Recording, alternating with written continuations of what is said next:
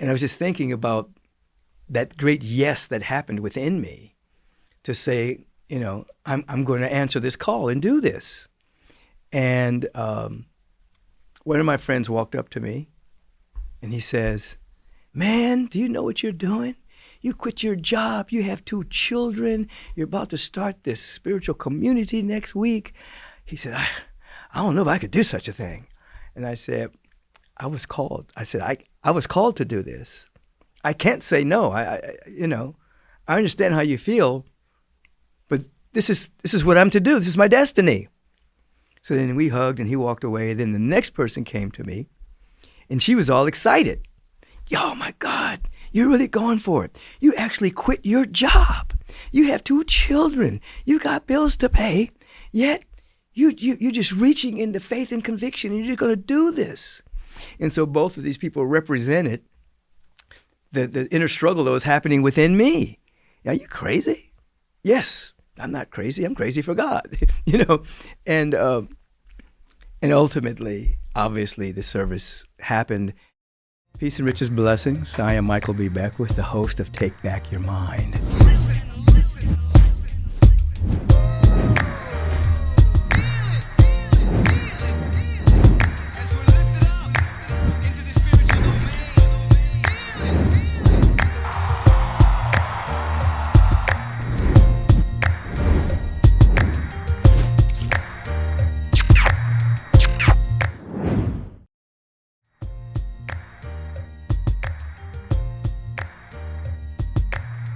Peace and blessings, everyone, and welcome to Take Back Your Mind.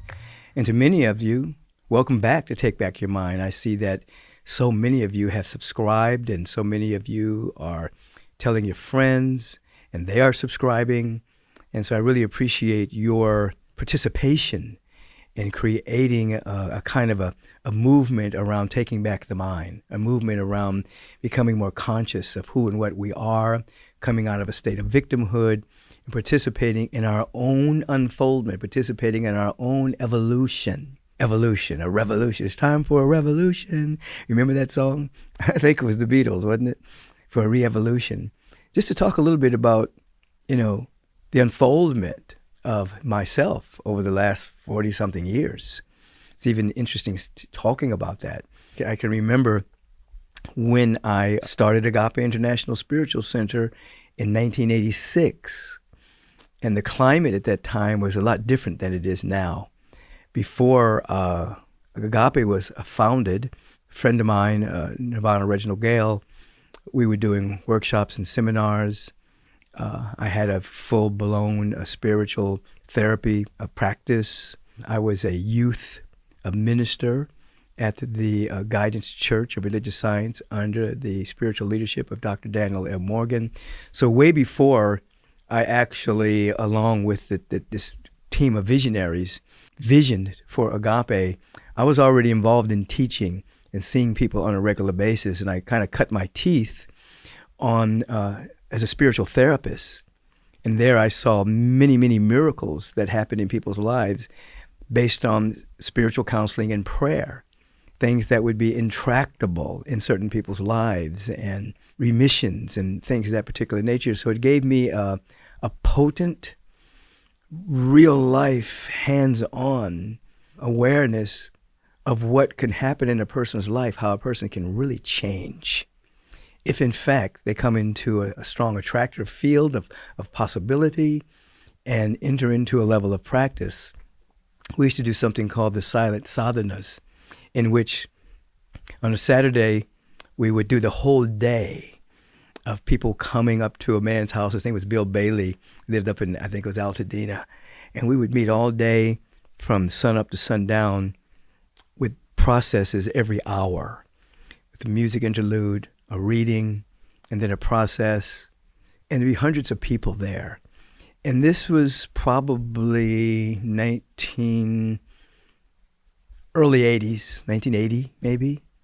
So you can see that I've been involved a long time. And, it was, those sadhanas are very popular.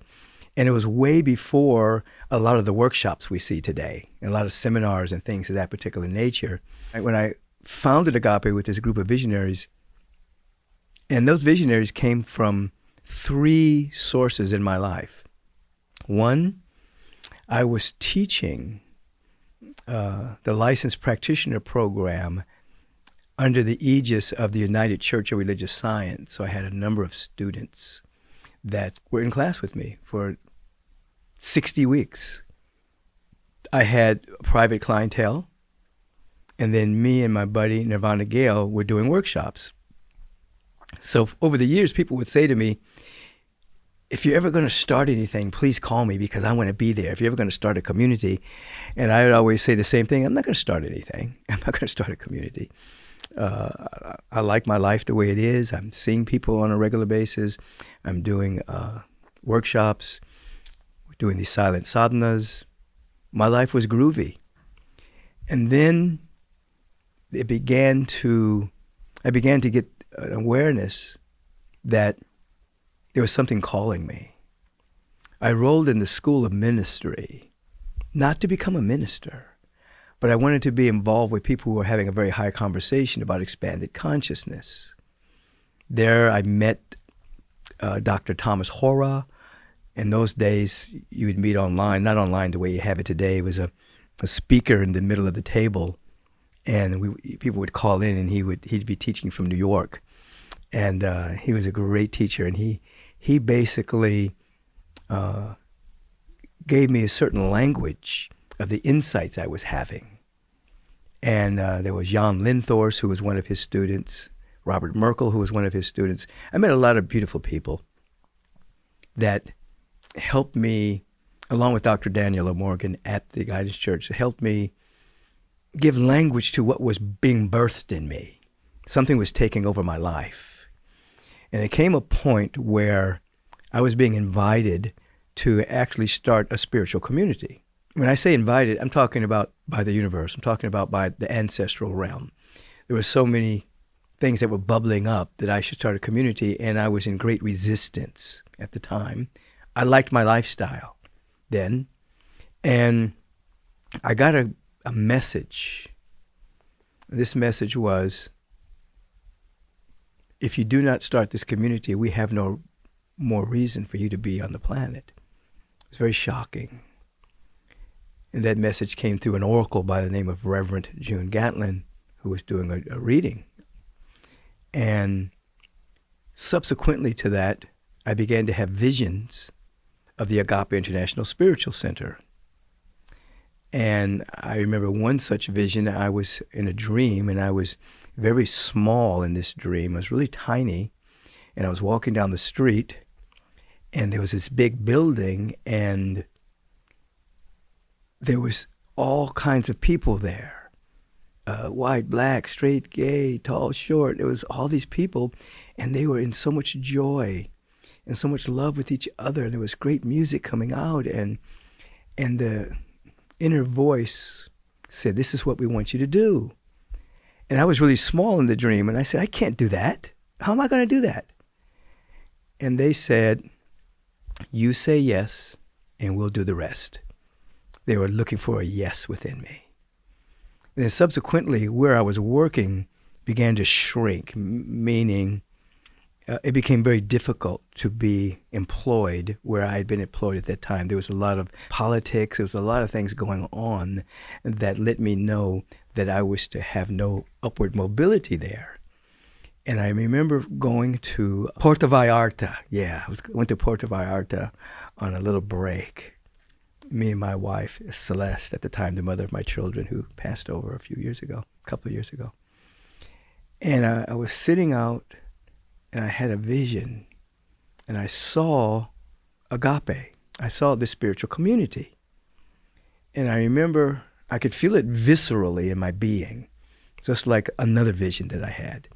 So when I come back to Los Angeles, I tell an individual, I'm going to leave. I was the director of training at the World Ministry of Prayer at the time, and I'm going to start a spiritual community, Agape. And she looked at me and she said, "Where?" And I said, "I've been guided to start this community in Santa Monica." And she said, "Why don't you start a community for your own people?"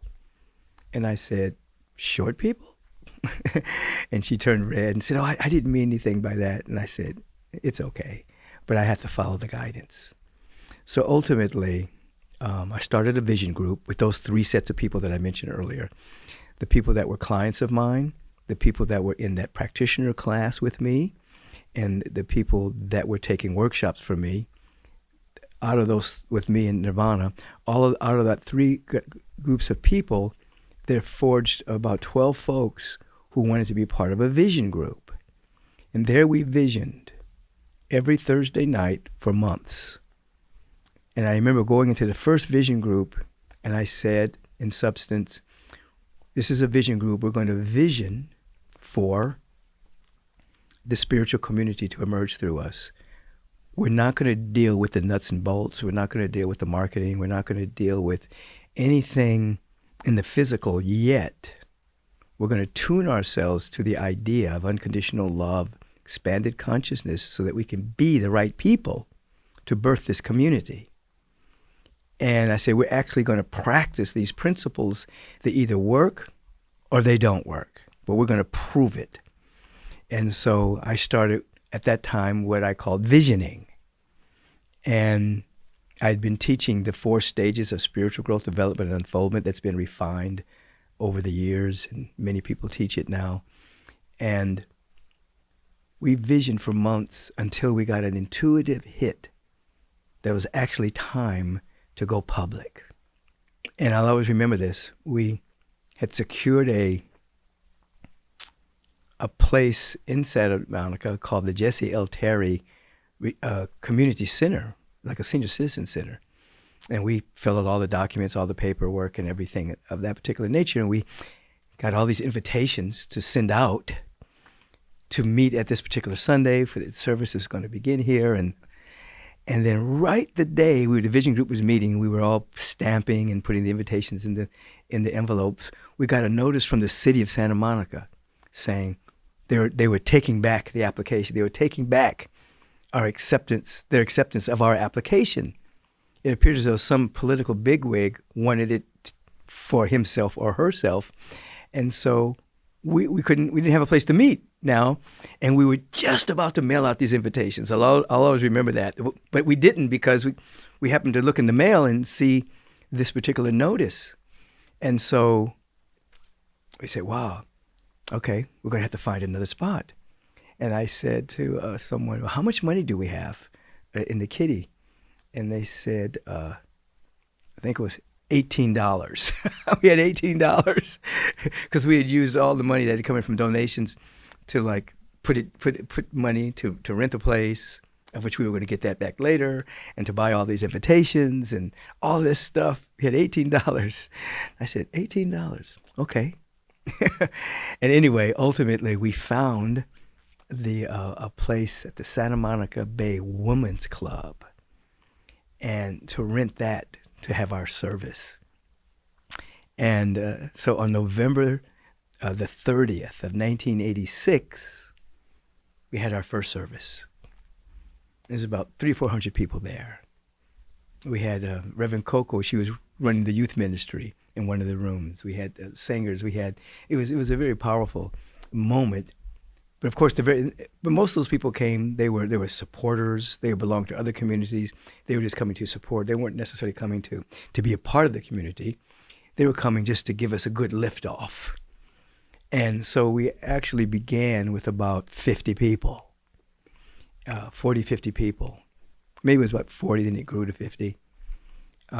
Every Sunday I was doing 50 people. And after the 4th week there, the Women's Club, Santa Monica Bay Women's Club, didn't want us to meet there anymore.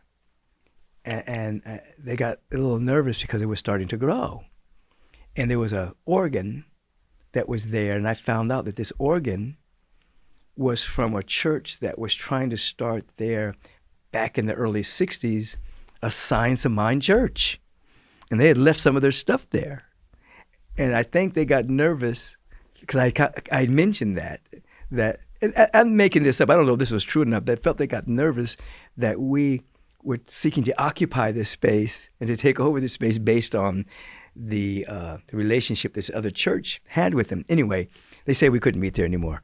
So subsequently, we moved to the Fairmont, the Miramar Sheraton Hotel, right there in Santa Monica.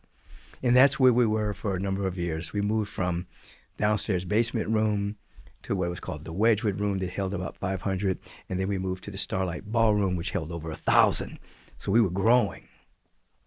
And then subsequently, we got another building across the street where we were doing classes and having all kinds of activities.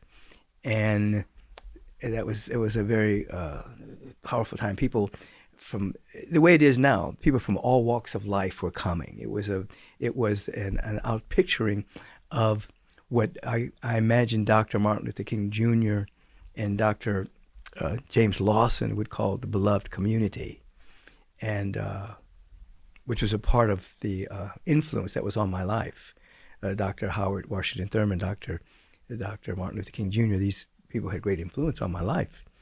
And so at that particular time, as we were growing, back in those days, this teaching was peripheral.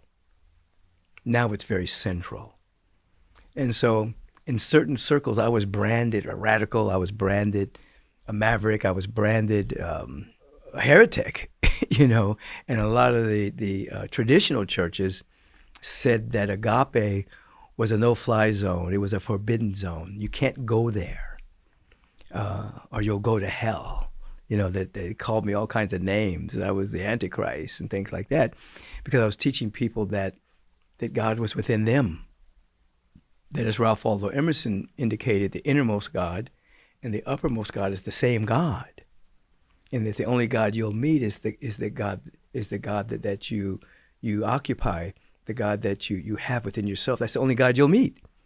And anyway, because of those teachings of oneness with the presence of God, the attack was fierce at times upon Michael Beckwith and Agape. It didn't faze us. We continued to grow, obviously. It's now in our 38th year. But I remember that time was different from this time. That time, these teachings were novel. They were on the periphery, And now it's very central. And so we're living in a time now in which your average school child has heard about something called the law of attraction. Your average person knows about your thoughts become things, that your thoughts are units of mental energy that can actually transmute into perception, and perception can transmute into experience, and that ultimately you are unified with a presence that's never an absence. Now, I say this now, it's not revolutionary at this moment. It's not outside the bounds of belief. We know these things. But you go back 30, 40 years ago, it seemed unusual to many people. People that had come from a very religious background where they believed in Jesus, not necessarily the teachings of Jesus. God, a heaven, was a place you were going to go to when you died. God was separate from you. And in many cases, from religiosity, God was a man even. It was a man. And this man had a beard. And this man had anger management issues. And this man would send people to hell if they did bad things or didn't act according to the laws that God was bringing down. So there was a lot of that. And I'm not saying that doesn't exist today. It still does, but it's a dying breed. It's a dying breed.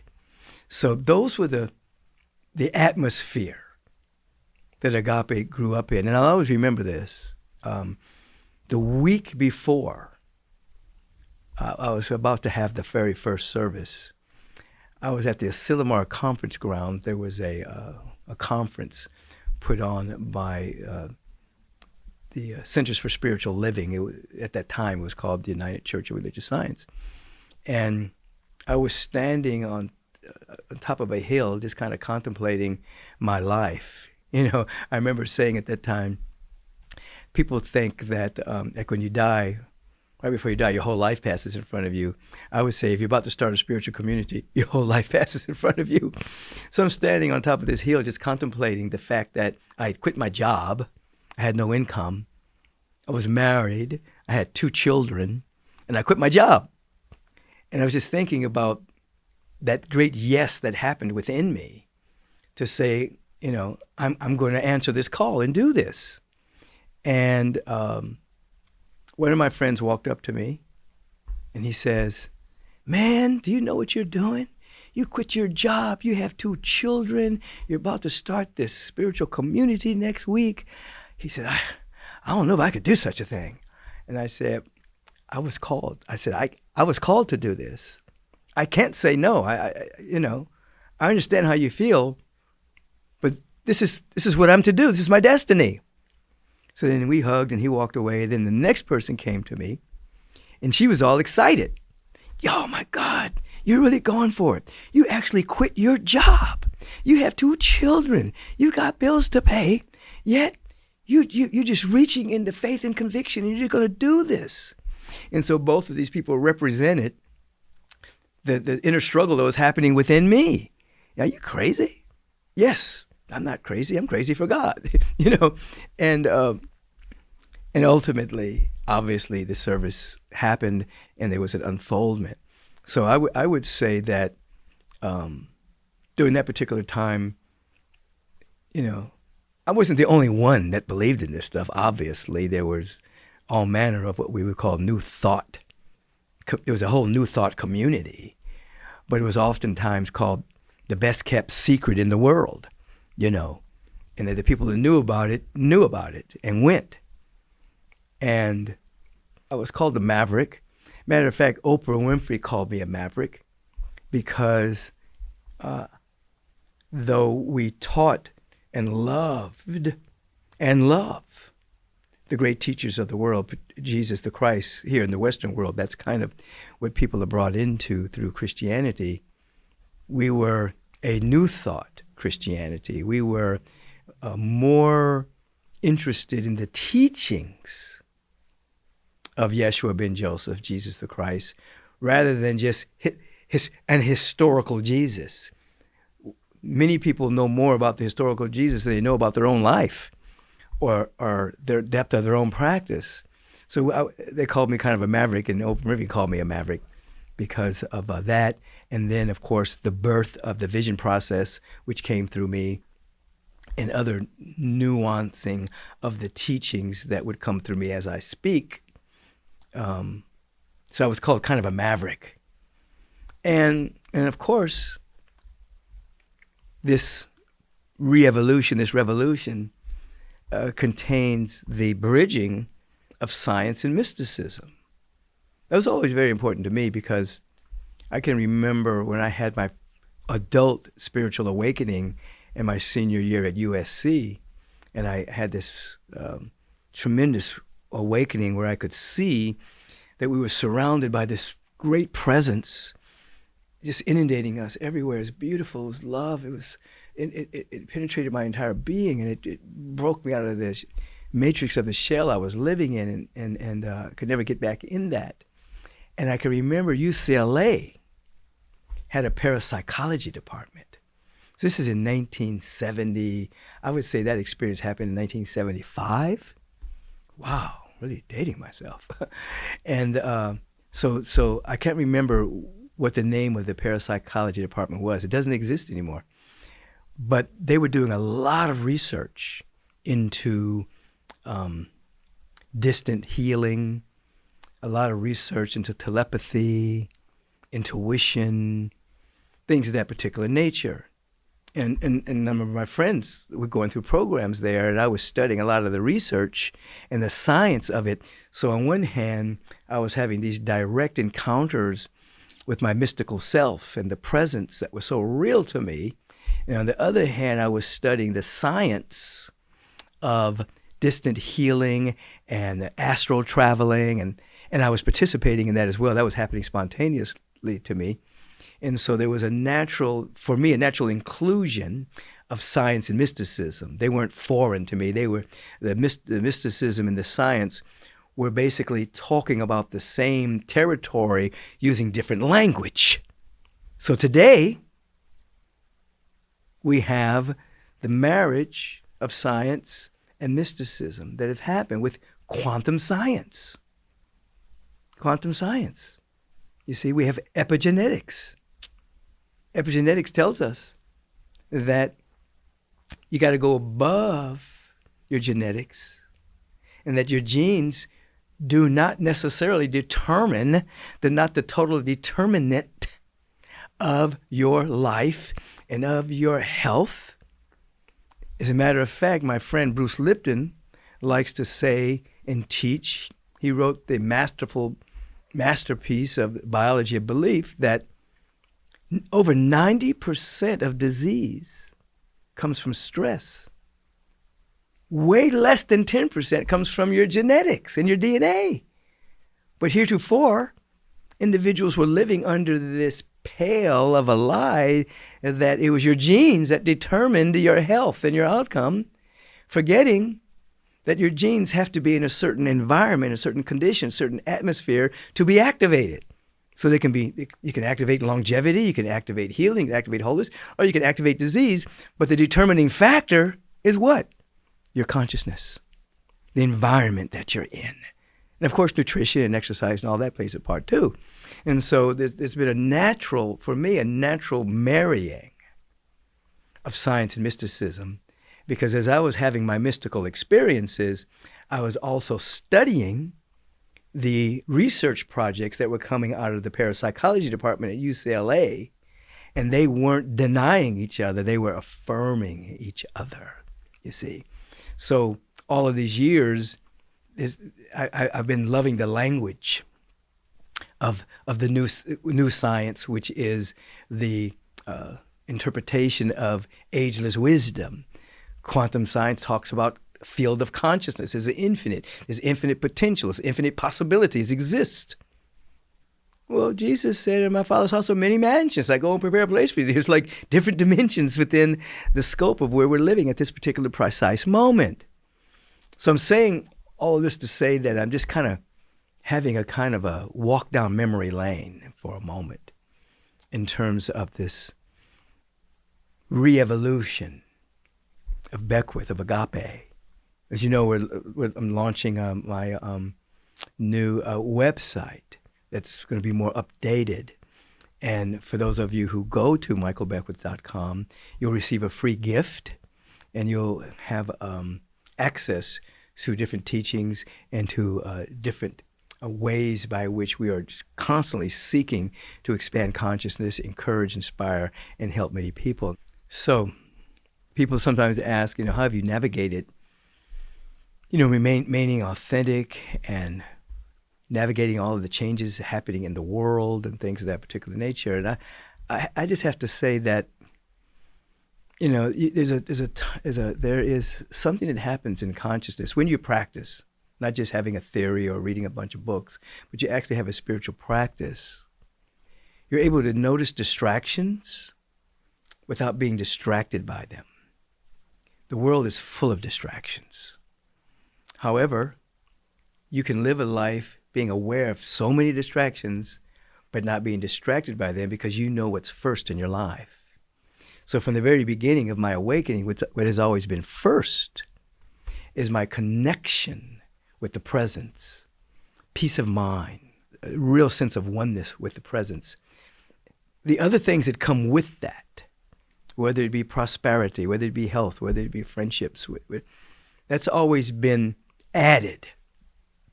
My life is always, to this day, what's most important to me is my connection with the presence, my alignment with it, and to stay within that dynamic. Because when you're in a spiritual community and you're at the helm of the leadership of a spiritual community, there is so much that happens.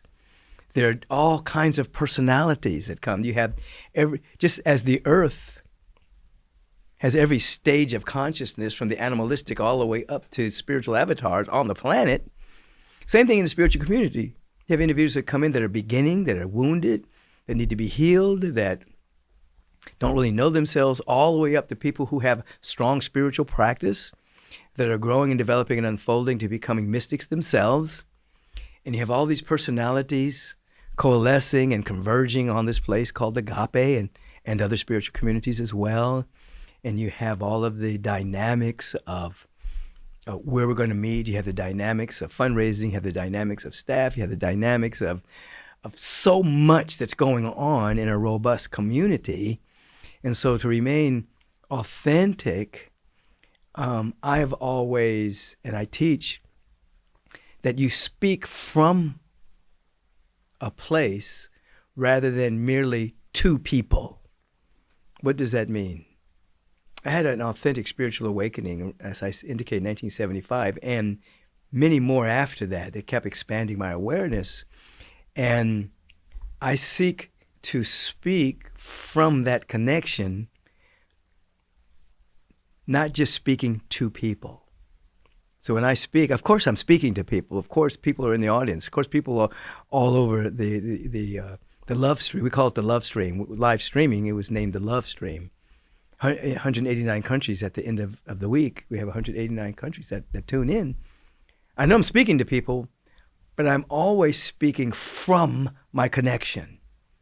So my work is to stay connected and get connected if in fact I fall. That's why I have a practice of meditation. I have a practice of things that I do when I go to bed and when I wake up. There's a certain way by which oftentimes it looks like I'm doing nothing, but I'm actually doing something. I'm actually paying attention to my inner terrain. I'm actually paying attention to the thoughts and the moods and the perceptions and all that's passing through my awareness, whether I'm in a formal meditation setting or whether I'm just doing something that looks pedestrian, And so I've been able to maintain what some people would call an edge because I'm always seeking the next stage of my own unfolding. I teach, of course, that we live in a radical tension between being and becoming. Who we are is perfect, whole, and complete. Who we are is magnificent. It's unflawed. It's untouched by time or human experience. That's our real nature. I call it the super soul self. And I'm always seeking to stay connected. That's first and foremost. So that carries me through the vicissitudes of the human experience. Are there? Yes, there are. There are changes of relationships. There's changings of buildings. There's, do we have enough funds to do X, Y, and Z? There's always a dynamic that's happening. And so what keeps me true is my own spiritual practice. I have nothing to give but my practice. And I teach this to the practitioners that graduate here from Agape, that what you have to give is your consciousness that's born of your spiritual practice and insight. Everything else is just theory and belief systems. You can study metaphysical books, you can memorize stuff and things of that particular nature, but ultimately your frequency is determined by your spiritual insights. Your vibration is determined by your spiritual insights, your expanded awareness. So that's first and foremost. And I can remember it was the 25th year of Agape. We had a 25-year anniversary.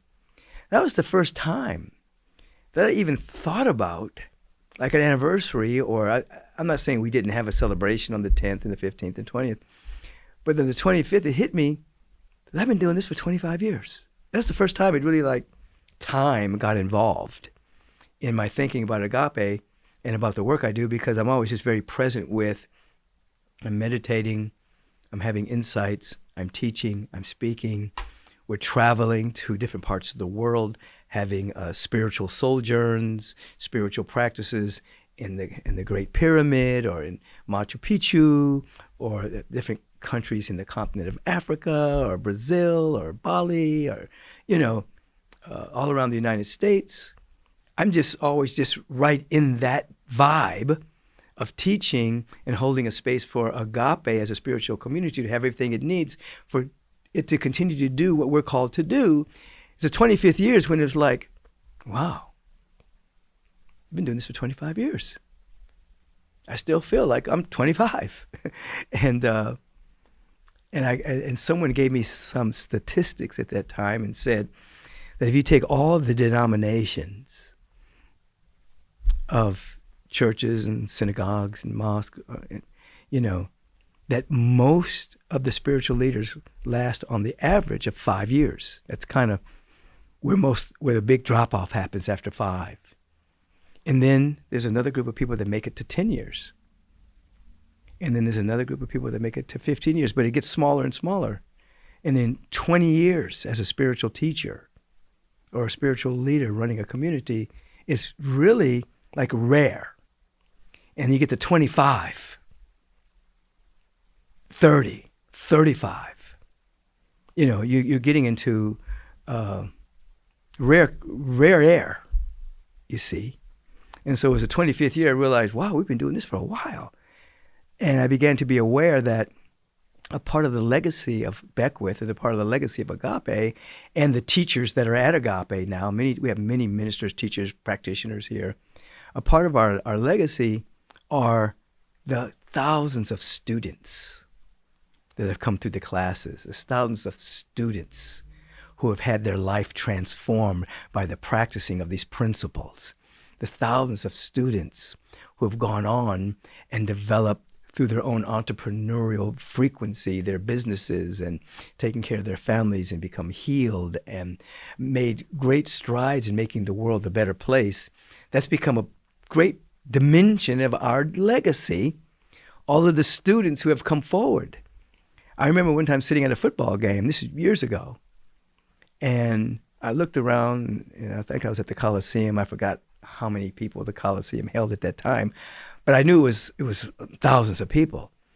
And I looked around, and I realized that in 30 years or 40 years, most of these people wouldn't be here anymore. They would have transitioned and gone to the other side. And then my inner voice told me that your legacy is going to be your students. Your legacy is going to be people that you touched through you and your community.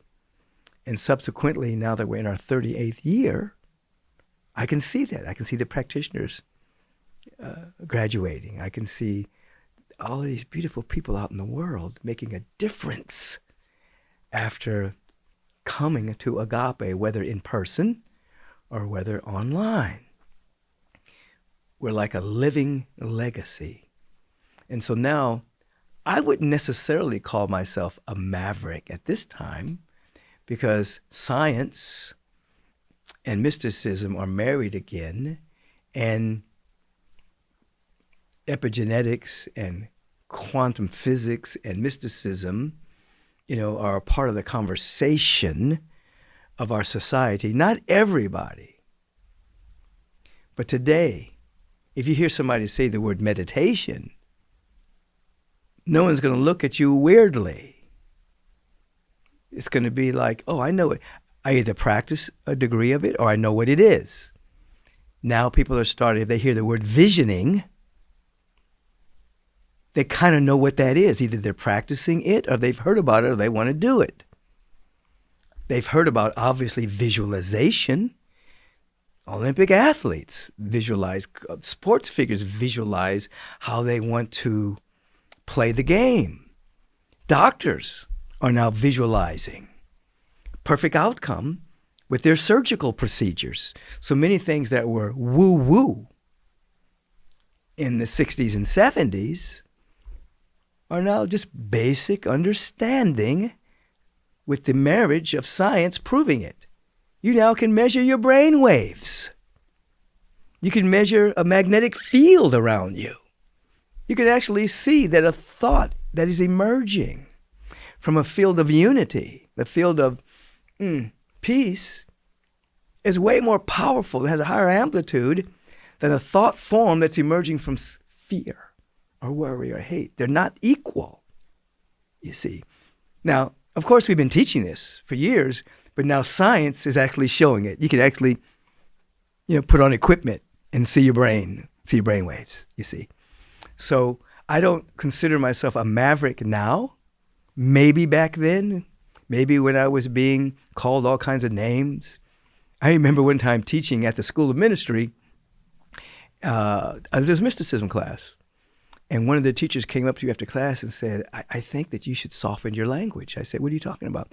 She says, you're telling people that they can be one with God.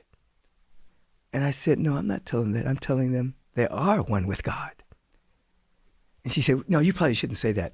You should probably just say God operates through you, but you probably shouldn't say God operates as you. That's blasphemy. I said, no, I can't step back my language because I've seen it. We're all not only the image and likeness of God, but our life is the life of God. Not a man in the sky, but a presence that's never an absence. So we've come a long way. We've come a long way in these last 20, 30, 40 years. We have quantum science and mysticism basically saying it's a field of consciousness. We're all one with it. We're never separated from it. Our life is indeed an emanation of the only life that there is. So I would say that the rebranding of the website and of Beckwith is just kind of letting people know that these truths that have been taught for all these years, not just by me, I mean, there's people way before me, are still here, dressed in a language that we use today. And that we have teachers here, we have practitioners here, we have people here that vibrate very, very high because they too have emerged from the depth of their own being by immersing themselves in spiritual practice.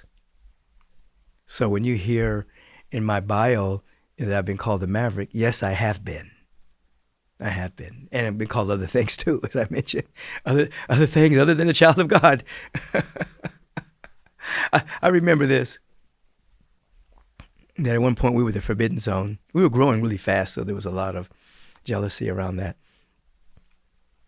And there was a group of ministers from the traditional churches, and they were sneaking to Agape on our Wednesday night service. And then they would go to their particular church on Sunday with their particular senior minister. And I would notice them because I knew who these guys were. And I would say, oh, you're attending Agape tonight. He says, yeah. And I said, well, don't you belong to XYZ church? Yes, we do. But we come here when we have a life challenge because what you give us a way to think that can actually change our life. We go to our other church because that's where our mother brought us, my grandmother, they all go there, and it's a social thing, and it's a business thing for networking. But when we really have a difficulty, we come to Agape. And then there was a number of them that wanted me to teach them, but not publicly. They wanted to have a secret class where I would teach them, but they wouldn't tell their senior minister, but they wanted the goods. And I said, oh, you want to be like Nicodemus. You want to meet with me at night? Because Nicodemus was the man who met with Jesus, but he didn't want anybody to see him and with him, And Jesus said, you must be born again. And Nicodemus said, I must come out of my mother's womb again. He says, no, you must be born of the water of the Spirit. You must have a spiritual awakening. You must open up. Anyway, I thought that was a funny part of my career. Because I did teach a number of individuals that were not necessarily calling themselves New Thought, Ageless Wisdom, And it didn't bother me. I just wanted to get the teachings out there. So I don't feel like I'm a maverick now because we got so many people that are teaching. My brother Bruce Lipton, who's a good friend, was studying this in the 60s and verified so much of epigenetics. I would say he was the godfather of epigenetics. You have Joe Dispenza out here who's really doing a really great job. You have a number of people Greg Braden, a number of people that are from the scientific realm basically corroborating what we have been teaching for a number of years. So I don't feel like an outlier or an anomaly or a maverick anymore. It's like we're all in this big soup together, seeking to wake people up, you see. So over the years, the fundamental core principles have not changed. They can't change because they're principles. What is the main principle?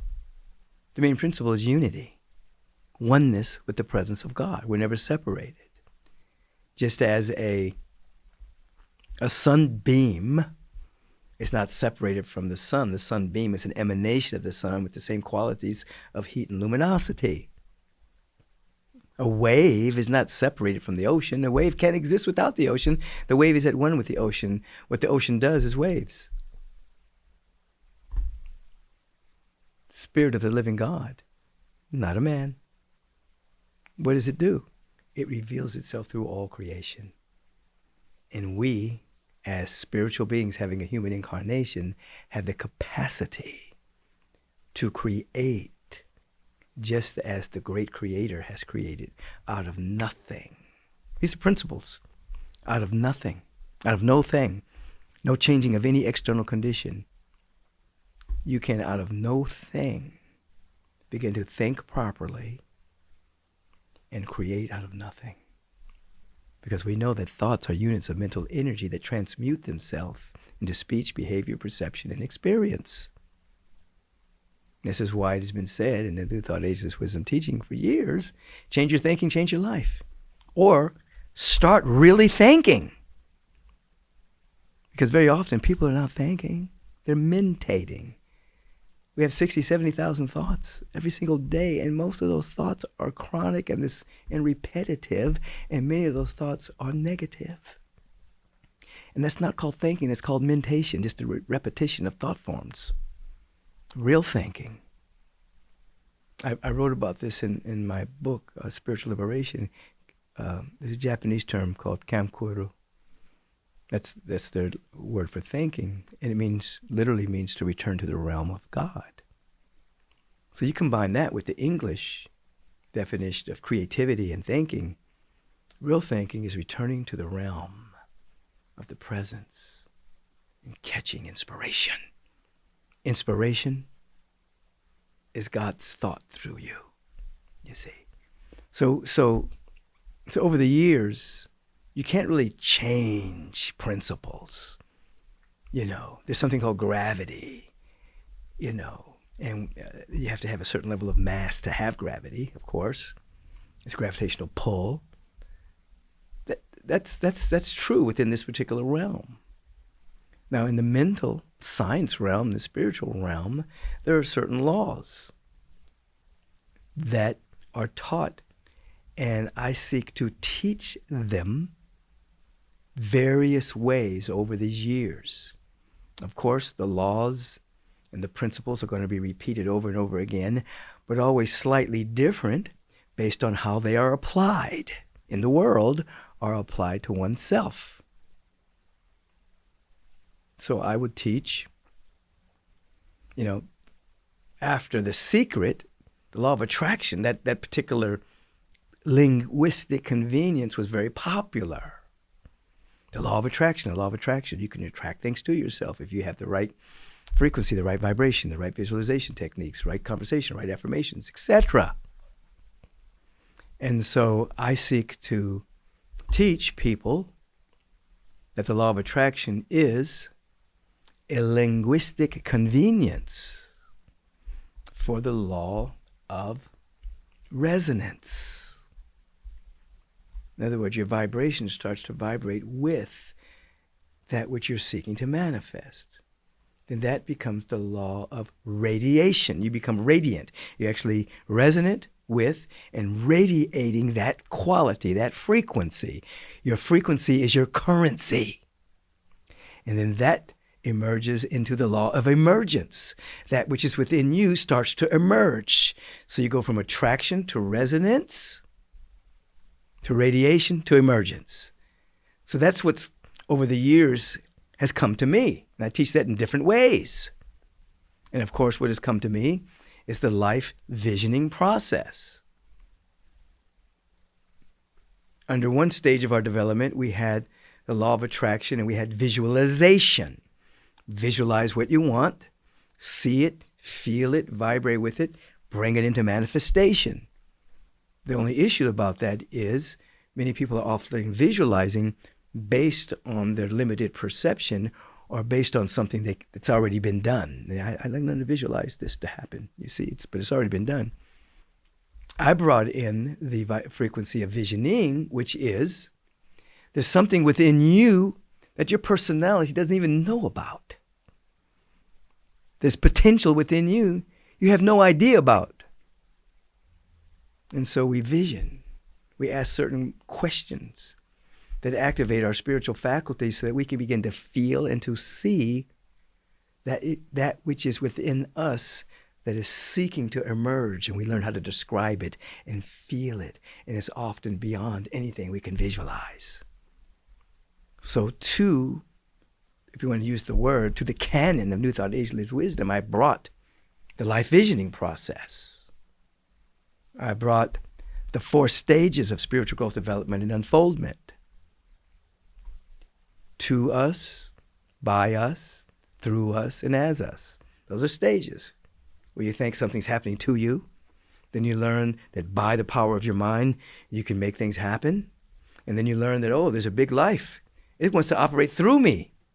And then you learn that, wow, this big life is me. I'm an emanation of it. You see? And so these are particular things that I've had the privilege of describing and putting them into the field, so to speak, of our New Thought Ageless Wisdom that are being taught all over the place, you see. And at the time that they were emerging through me, I didn't think, I'm adding something to the canon. I was just catching something within me and seeking to language it and articulate it, you see. And I stand upon the shoulders of Dr. Homer Johnson, a great mystic, one of my teachers. Dr. Daniel L. Morgan, who was a great metaphysician, very powerful individual. Dr. Howard Washington Thurman, who was a great mystic theologian. George Washington Carver, a great mystic. Many people try to categorize him as a scientist, but he was a mystic. Walter Russell, back in their days, he really assisted me because I was having all these spiritual experiences, but there was nobody informed that I could talk to, and I found the teachings of George Washington Carver and Walter Russell, and he had gone into a burst of cosmic consciousness and wrote The Divine Iliad and The Secret of Light and all these books, and that helped me realize that I wasn't crazy. Emanuel Swedenborg was also an individual that spoke to me, that gave me a sense of, what I'm growing through right now, I'm not nuts. There are people who've walked this path. So it brought me into a greater understanding of Gautama the Buddha, a greater understanding of Jesus the Christ, of Zoroaster, and of others. Of Muhammad, when he wrote the Quran. What a high state of consciousness when that book was written, that spiritual, powerful Quran. What a power, you see. But I became a part of the spiritual family of individuals who had seen something. Once you see something, you can't unsee it, you see. So if you want to know, how did I navigate all these years of all these things happening in the world, the principles don't change. We have classes here at Agape, and we go through the fundamental principles. We have power of prayer classes, powerful. It really teach people to pray in a way that's empowering and not debilitating. And so what do? We practice what we preach. We affirmatively pray, we meditate, we incorporate into our life, into our ministries, the life visioning process, and all the other principles that come from that. And then there is the inner turmoils that come. I've had the privilege of walking through a couple of dark nights of the soul in my life. And when I talk about the dark night of the soul, I'm not talking about the sadness that comes when something unplanned or something bad happens in your life. I'm not talking about like you get fired from a job or a friend or a really close relative passes over, or someone steals a lot of money from you, or those are sadnesses and definitely dark periods of one's life. I'm talking about the dark night in which you feel bereft, totally cut off from life, totally cut off from light, totally cut off from luminosity, totally cut off from God. And I've had I call it the privilege, because when you walk through a dark night and you come out, you're different. There's a shedding of parts of your personality that can't go with you to the next iteration of yourself. And it's dark because there's a part of you that's clinging to who you think you are, what has been forged by time and experience, the personality you've developed, the beliefs that that personality has, and the cherishing of what that personality has and what that personality wants. And when you are entering into spiritual practice, you get initiated, and sometimes that initiation is the dark night of the soul. And you bump up against a deep feeling tone of bereftness, and you don't have any belief. You're just, it feels totally disconnected. I remember reading Dr. Howard Washington Thurman. He talked about remembered radiance, that when you go through such a period, you seek to have remembered radiance, moments where you just knew that you were connected and that life was good and that God was real. And you try to vibrate it at the level of your remembered radiance, but sometimes that's difficult. I remember one week I was in the throes of such a thing, and I literally, it's not figuratively or metaphorically, I literally crawled on my hands and knees to the place where I meditate. I was so cut off. And I'd been cut off for a while, and I crawled. And a voice in my awareness said, "I don't want to be this spiritual." It just screamed out. And all of a sudden, my mind started to replay every mistake I'd ever made in my life, what I would determine as a mistake, even to the point of taking a pen from a hotel that maybe I wasn't supposed to. I mean, everything that I'd said incorrectly, or wanted to do better, or made a mistake, or didn't do as well as I should in life, it was just all playing in my mind, and I felt terrible. And then suddenly, it's like the universe turned on the light switch, like that, and everything was lit up, and I could feel totally loved by the presence. And the analogy that it gave me was, you have a nice clean suit, perhaps it's a white suit or a black suit, sturdy. Somebody was going down the street and they didn't slow down and they splashed water and mud on you, and so your suit's all dirty. But then you put the suit in the cleaners and it comes back pristine, except there's still a little tiny spot of mud. Where does your attention go? Somebody's going to say to you, "Oh, you got a spot on your suit." They're not going to say, 99.9% of your suit is clean. It's looking good. People are going to say, "You got a spot right there on your cuff. You got a spot on your suit." Well, the universe was showing me that I was looking at the spot on my soul, or the spot in my awareness. But that who I was magnificent. It popped me out of that, you see. And I came through this. Whew.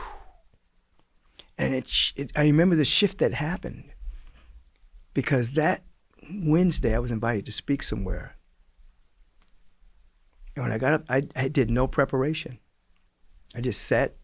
It was in the choir loft of this particular spiritual community, and just contemplated the divine. I was so happy. And I just got up and started speaking.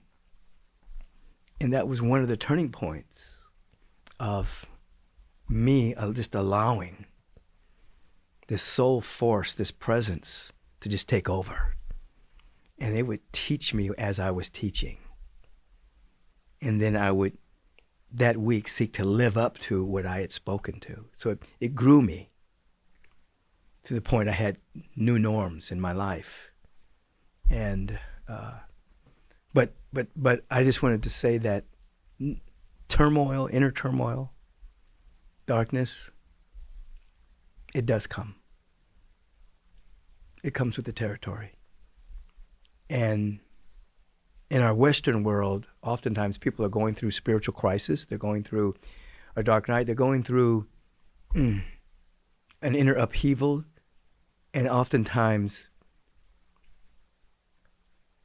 in the Western world, we block the transformation because we want to get out of the pain. And so we'll take something to alleviate the pain, the depression. We'll take something to alleviate, I'm not saying there aren't times where somebody needs to take something to get some kind of mental or emotional balance. I'm not saying that. But in our culture, we do it so often that a person might be in the middle of a spiritual crisis, a spiritual breakthrough, and they're actually blocking it by blocking the symptom of what appears to be depression or self-annihilation. And if you can have a great teacher, if you can sit through it, and become aware and embrace it, that you're in the middle of a spiritual breakthrough, when you come out, you are different. You are more you. It's not a foreign invasion of something out there taking you over. It is the real you emergence. Remember? Attraction, resonance, radiation, emergence. More of you emerges out of the dank, dark soil of the appearance of separation. More you comes forward. So I've been privileged to grow in the public's eye. I've been privileged to stand up and speak and teach in this community going on 38 years. We're in our 38th year, and even before then, in the midst of my own changes, going through my own changes, doing it in the public's eye. You see, it's been great, and it's been hard, but more great than hard, you see. So the teachings have evolved over the years, not the changing of principles and the fundamentals, but the teachings have evolved in terms of my ability to articulate that which is almost impossible to articulate. So it gives me different ways of saying things in which you have to draw analogy and parables and metaphors. So I say, metaphors be with you. So that there's a nuance that sometimes I catch myself off guard, even as I'm speaking.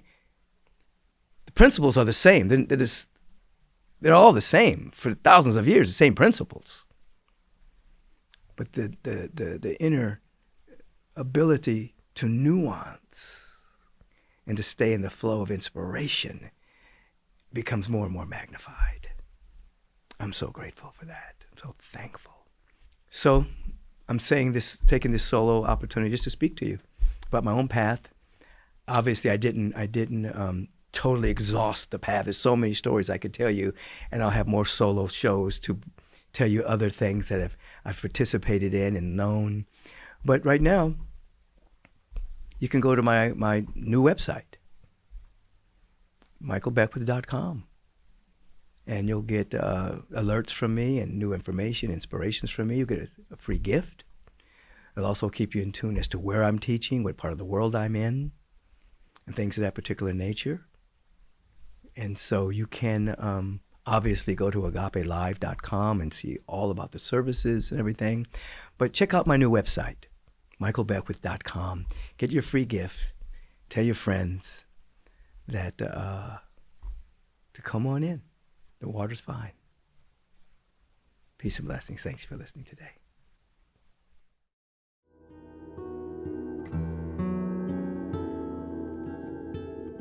Peace and blessings.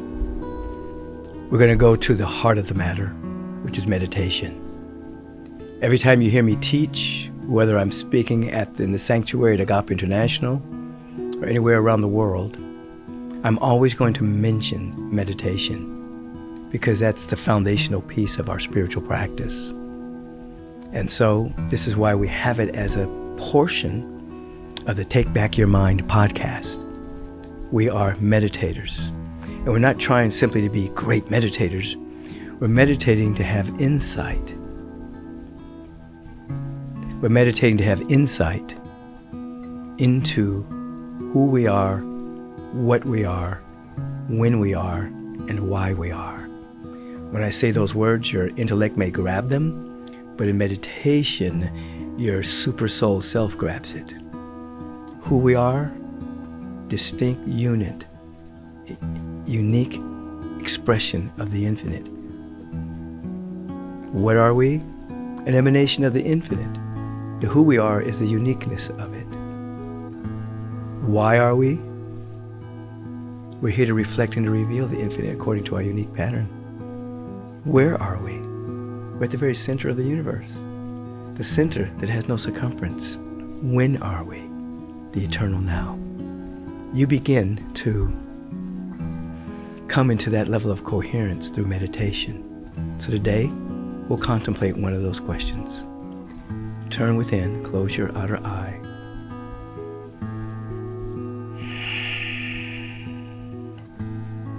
Just take a moment to just settle in.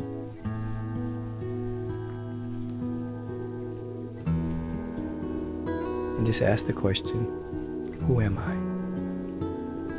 Who am I? And without judgment or censorship, listen with your entire being, feel with your heart, see with the eye beyond the eye. Who am I? And see what bubbles up.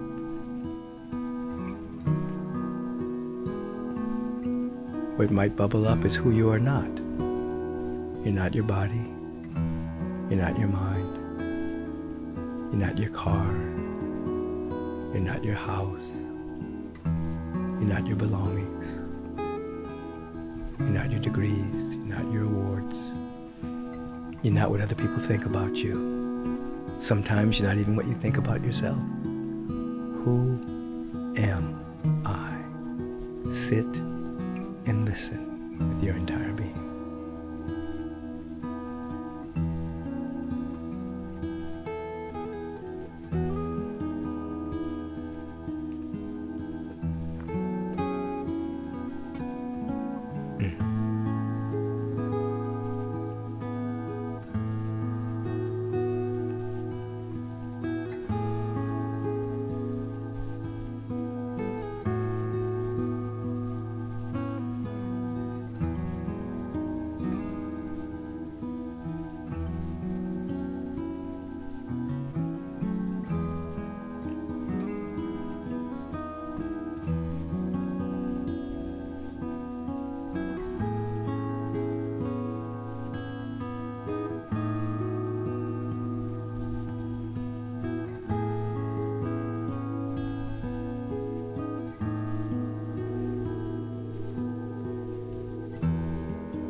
The mind drifts, bring it back to the question, who am I?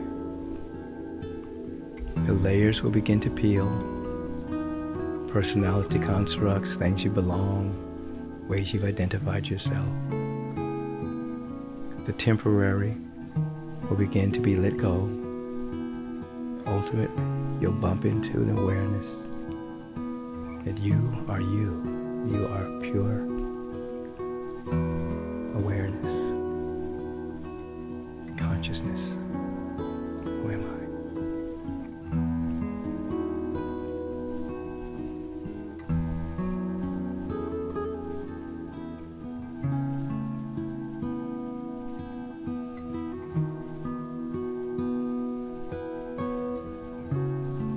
So much beauty, intelligence, and love. Who am I?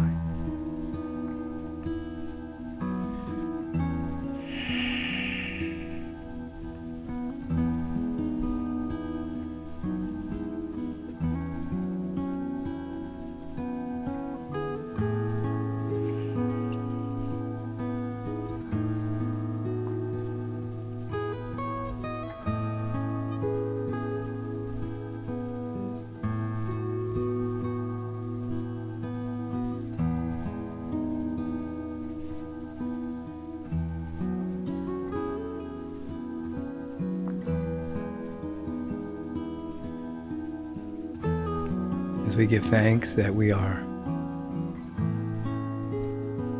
beginning to see who we are by seeing who we are not.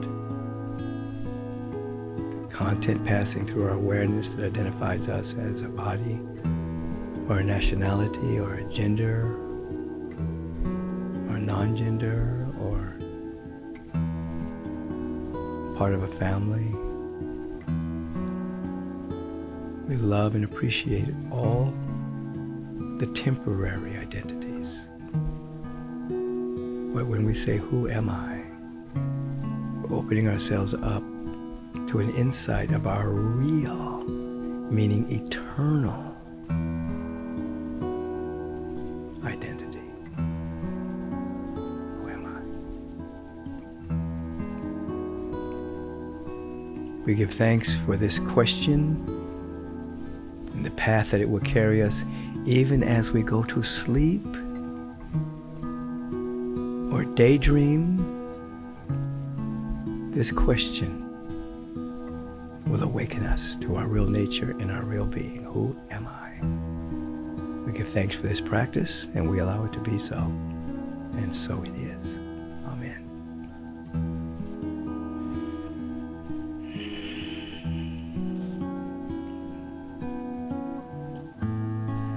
As you slowly open your eyes, you've set something in motion. You've asked a beautiful meditative question. Keep your journal close to you. Insights may begin to bubble up in your awareness. You already know who you are not.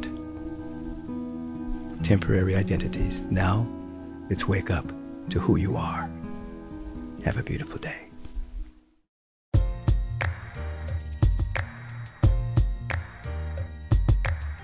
I appreciate your letters and emails that you've been sending in, but also the notes you're sending on the Instagram and on the website, thanking me for Take Back Your Mind. And I thank you for your support. As I've said before, if you want to support Take Back Your Mind, support the sponsors. The main sponsor is the Agape International Spiritual Center, agapelive.com. We have a Facebook presentation, an Instagram presentation, a YouTube presentation, and a website presentation. You can donate to the sponsor at agapelive.com. It's one way that you can donate. It supports the podcast. Second sponsor is Nutrarise.com. You go to Nutrarise.com, those three lines up at the top, you touch that line, and you'll get Adaptozen. Adaptozen are my products.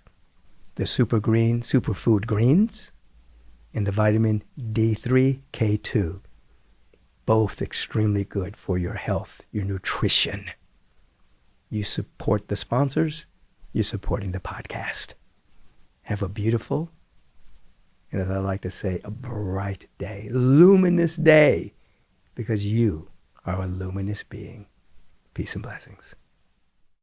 Your time is very valuable, so I want to thank you for lending us your ear and participating in Taking Back Your Mind. If you want to submit a question for the question of the week, please submit it to podcast@michaelbeckwith.com. If you've enjoyed what you've heard today, please submit a review and let us know your thoughts. Stay on top of current episodes by subscribing to the podcast so that you'll receive alerts and not miss one single episode. And feel free to share this podcast with all of your friends and family. And until we meet again, take back your mind, and you will take back your life. Peace and blessings.